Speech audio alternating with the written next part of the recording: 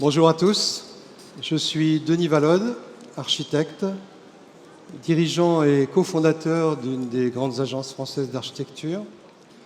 Nous travaillons dans le monde entier, avec une forte implantation en Chine. Nous travaillons dans tous les domaines, qui vont des usines aux hôpitaux, aux logements, aux écoles, aux universités et bien sûr aux quartiers de ville qui sont notre théâtre de prédilection. Et nous travaillons partout parce que la bonne architecture doit être partout. C'est un enjeu et ce n'est pas toujours le cas. Alors, je vais donc vous parler de la fierté. Je crois que je vais en parler d'une manière assez différente de ce que j'ai entendu jusqu'à maintenant. Je vais commencer par une petite anecdote qui m'est arrivée cet été. J'étais dans ma maison de vacances et en Corse. Et un matin, on découvre qu'on s'était fait voler nos deux poules. Deux poules rousses magnifiques. J'en suis encore triste. Et j'en parle à mon voisin. Et mon voisin, avec son accent inimitable, il me dit « Voler des poules, mais c'est vraiment bas. Encore, braquer une banque, ça, c'est digne. » Et puis il réfléchit et il dit « On a notre fierté. » Voilà. Donc, le mot est lâché. Donc, en fait, la fierté, effectivement, c'est la morale de cette petite histoire, c'est que la fierté, elle est essentielle à notre estime de soi. Et au-delà de toute moralité, donc, elle permet d'exister dignement vis-à-vis des autres. Et cela est nécessaire, donc, ça nous est nécessaire pour mener honorablement nos activités, mais est-ce suffisant?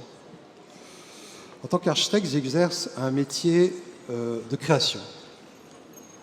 Et c'est vrai qu'à chaque projet accompli, la fierté qu'on peut avoir d'avoir réussi à mener à bien une ambition, de la faire connaître, est certainement la sanction immédiate la plus satisfaisante. Mais l'orgueil n'est pas loin. Et est-ce vraiment le bon objectif? Je ne le crois pas. Il y a beaucoup plus gratifiant. C'est le fait d'apporter de la fierté aux autres, qui est tout à fait autre chose. La fierté qu'on procure aux autres, c'est certainement la vraie réussite. Pour moi, la vraie réussite réside là, dans la faculté qu'on a à procurer de la fierté à ceux qui vont utiliser les espaces qu'on a imaginés. Et je pense que c'est ça notre vocation supérieure, donner de la fierté. Alors, en donnant de la qualité au lieu que l'on crée, en donnant ces lettres de noblesse à une activité, on donne de la fierté à ceux qui vont l'exercer. Et les architectes ont les moyens, en fait, les moyens de mener à bien cet objectif. Parce que l'homme est un animal, je le disais tout à l'heure, l'homme est un animal qui fonctionne à coup de symboles. Et donc, les dispositifs, les formes qu'on met en place, elles sont celles qui permettent à l'homme, aux hommes et aux femmes de trouver leur fierté. C'est vrai dans l'habitat, c'est vrai dans les écoles, c'est vrai dans les usines, c'est vrai dans les lieux de travail, c'est vrai dans les hôpitaux.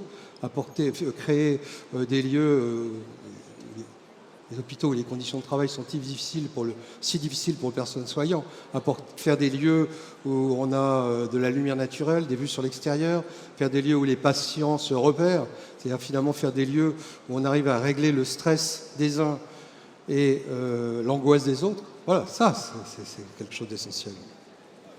Même les prisons peuvent être soit des lieux de coercition, des lieux déshumanisés, où on est là juste pour purger une peine, ou ça peut être des lieux qui ont pour vocation de réinsérer les gens dans la société et où on fait attention de respecter les hommes et les femmes qui y vivent.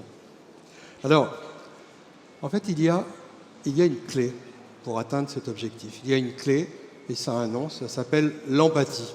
L'empathie.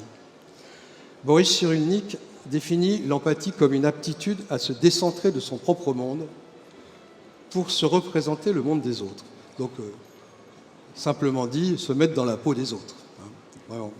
Et cette idée, elle peut paraître un peu à contre-courant à un moment où finalement tout est axé sur la réussite personnelle, sur l'accomplissement personnel, et aussi à un moment où les réseaux sociaux fonctionnent finalement avec des algorithmes qui ont pour vocation de mettre en scène soi-même, voire diaboliser les autres. Et le manque d'empathie. Alors, il y a eu un article récent dans Le Monde, cette semaine, de Philippe Bernard, qui disait que c'était l'empathie, une richesse en voie de disparition. Elle est à l'origine, en fait, d'une grande partie des difficultés, des troubles qu'on voit tous les jours dans l'actualité, comme par exemple le harcèlement scolaire, comme par exemple les difficultés entre la police et la jeunesse, etc. Alors, pour pratiquer l'empathie, il faut de l'imagination. Il faut se mettre à la place des autres, il faut de l'imagination. Et ce n'est pas une question de bons sentiments. Il faut de l'intégrité, il faut de l'engagement et il faut de l'audace. C'est une notion qui est cruciale pour faire fonctionner la société, tout type de société. Dans n'importe quelle société, il n'y a pas un bon management s'il n'y a pas d'empathie. C'est une notion clé. Si ceux qui travaillent pour vous le font dans la dignité, dans le respect, alors ils s'investissent totalement et ils en sont fiers. Pour revenir à l'architecture, j'ai la conviction que les architectes et les urbanistes ont un rôle essentiel à jouer pour apporter plaisir et fierté aux habitants. Peut-être ce qui manque le plus aux Français. Actuellement, sondage après sondage, ils n'expriment pas vraiment la fierté de vivre en France.